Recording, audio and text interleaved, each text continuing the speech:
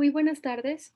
Nos da mucho gusto compartir con ustedes nuestro trabajo de investigación, que es sobre el abordaje de fiebre de origen infeccioso en el paciente adulto con lupus eritematoso sistémico. Y bueno, elegimos este tema porque como estudiantes de pregrado se nos hace importante reconocer cuándo estos pacientes presentan fiebre, si se debe a infección o si se refiere solo a una expresión de la enfermedad activa, ya que cuando se encuentran ambas o se debe a infección, es muy alta la tasa de morbimortalidad. De hecho, las complicaciones de lupus por infección son muy comunes durante los primeros 5 años de la enfermedad y en el primer año son las principales causas de muerte. El lupus eritematoso sistémico, como sabemos, es una enfermedad autoinmune, la cual conlleva diversos mecanismos fisiopatogénicos, donde se liberan diversas citoquinas proinflamatorias que son pirogénicas y que actúan a nivel del sistema nervioso central en el hipotálamo y que van a generar la fiebre. Y que además estas se encuentran alteradas, produciendo la leucopenia que se encuentra comúnmente en la fase de actividad, pero que como veremos después cambia cuando hay indicios de infección. La fiebre, como sabemos, es un criterio clínico de los criterios celular para lupus. La fiebre se presenta en un 35 o un 86%, y el origen de fiebre de origen desconocido por sí sola se ha llegado a presentar en el 5% de los pacientes que posteriormente son diagnosticados con lupus. Hay que tomar en cuenta que la fiebre tiene diversos orígenes. Esta puede ser no solo por infección o flare, sino también puede ser por malignidad, por otros procesos inflamatorios como son una vasculitis o por reacción a medicamentos. Por igual, este diagnóstico es muy difícil, ya que como lo mencioné, se pueden presentar ambas, lo cual es lo más prevalente. Le sigue el flare por sí solo, que se expresa en un 60%, y la fiebre por causa de infección es en un 26%. En un paciente con flare, la infección presenta una temperatura que va de 38 a 40.6 grados Celsius con un patrón intermitente, que a comparación con una infección, esta va a ser un poco más elevada y persistente. Y bueno, se han descrito varios criterios para poder reconocer cuándo se debe a una fiebre por actividad, que tenemos que tener en cuenta que es un diagnóstico de exclusión. Y esta debe de cumplir con la ausencia de infección después de los estudios correspondientes, presencia de enfermedad típica de un lupus activo que se acompaña de fiebre y cuando no hay evidencia de infección a pesar de la descalación de los inmunosupresores. Una nueva infección siempre debe de ser sospechada cuando un paciente está recibiendo altas dosis de moderadas a altas de glucocorticoides y si hay una fiebre persistente, a pesar de la remisión de la actividad de lupus.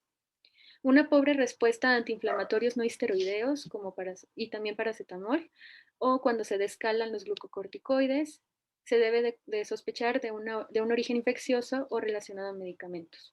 Una fiebre persistente siempre debemos de pensar en una bacteriemia oculta. Los objetivos son reconocer la fiebre de origen infeccioso en los pacientes adultos con lupus que se encuentran con un tratamiento inmunosupresor. Para nuestra investigación analizamos diversos estudios recientes que describen las características clínicas y biomarcadores que se utilizan para la identificación oportuna de fiebre en pacientes con lupus. Se utilizaron bases de datos como PubMed, TripDatabase en adición a manuales de referencia. Tenemos que identificar los factores de riesgo que predisponen a una tasa de mortalidad por infecciones oportunistas, que son las que generalmente se presentan en estos pacientes, que son requerir ventilación mecánica en pacientes que pueden tener alguna complicación, ya sea por un proceso neumónico o por sepsis, en aquellos que tienen una enfermedad primaria de inicio tardío, deterioro en la función renal y nefritis lúpica, así como quienes también usan altas dosis de glucocorticoides, ya que se ha comparado con aquellos que no los usan o tienen de base un tratamiento con hidroxicloroquina y es menor. También cabe resaltar que pacientes que pueden ser admitidos que no tengan ningún signo o síntoma de infección pueden desarrollarla en un 12.5%. Dentro de las principales infecciones se encuentran las de tracto respiratorio, genitourinario, tejidos blandos y la bacteriemia. Los principales patógenos que se asocian son por mucho las infecciones bacterianas en un 78%, las cuales la mayoría son gram negativas, pero también se puede asociar a gram positivas o mixtas. Le siguen las de origen micobacteriano y viral, cada una en un 9%, y le siguen las fúngicas con un 3% y en menor proporción parasitarias en menos del 1%. El lupus produce una mayor predisposición a la infección por sí mismo, ya que existe una alteración tanto de la inmunidad celular como de la humoral. encontrándose una alteración en el sistema del complemento y de la función de los linfocitos. Además, esos pacientes se encuentran sujetos generalmente a tratamientos con fármacos citotóxicos y corticosteroides durante periodos de tiempo prolongado, lo que nos produce una mayor inmunosupresión y aumento del riesgo de padecer infecciones.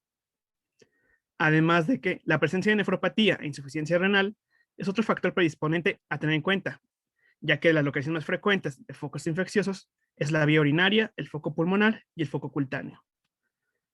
Ahora bien, dentro de nuestro abordaje tenemos que tener a nuestro paciente con fiebre mayor de 38 grados centígrados y lupus. Lo primero que tenemos que hacer es una historia clínica y exploración física completa. Ya esto nos orientaría para saber si tenemos una sospecha de foco infeccioso, y de ser así, deberemos seguir el protocolo según sea el aparato donde se encuentre el foco. Por ejemplo, si sospechamos que el paciente tiene un foco pulmonar, tendríamos que tomar una radiografía de tórax con su cultivo de expectoración, ya que recordemos que esos pacientes tienen una mayor predisposición a desarrollar infecciones oportunistas. Y pensando en nuestro país, que es endémica la enfermedad por tuberculosis, debemos de descartarla. Otro ejemplo, si sospechamos que el foco se encuentra en la vía urinaria, debemos de tomar un examen general de orina con su respectivo urocultivo, donde el patógeno más frecuentemente aislado es la E. coli. Ahora volvemos. Si no tenemos una sospecha de un foco infeccioso, lo primero que debemos sospechar es la bacteriemia, debido a su alta morbimortalidad, por lo que procederemos a realizar un hemocultivo, el cual nos guiará para dar un tratamiento antibiótico específico ante esta. También debemos de considerar que puede tratarse de un brote lúpico, propio de la actividad. Entonces deberíamos de dar corticoides o inmunosupresores.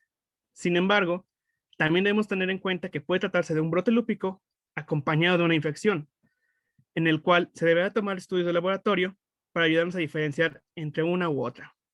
Como podemos ver en la tablita, hay ciertos resultados de laboratorio que nos orientan más a uno u otro.